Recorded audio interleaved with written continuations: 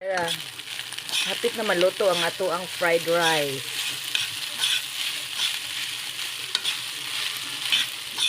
Ako naman taning kanon niya, daghan man jud kaayo kasi murag ako'y manambok og tamas ginhawa, magsigi na lang jud ko kaog bahaw, kalos na lang kada buntag.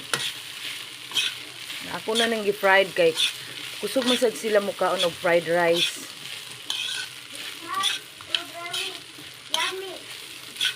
Because so very yummy kuno nya asin ra jud ako ibutang ani, di ko magsige gamit ana mga para pa lami ay kay makakasira ng buhay.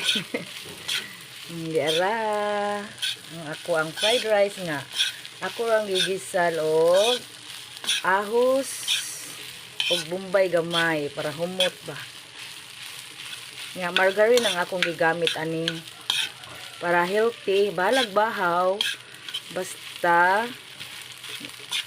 healthy.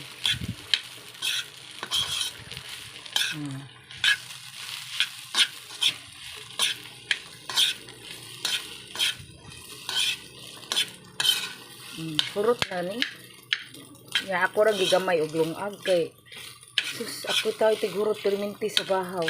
Diara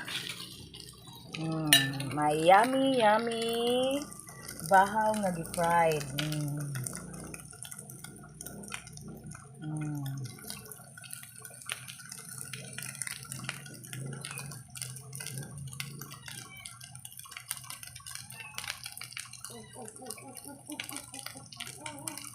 Thank you for watching. Bye bye.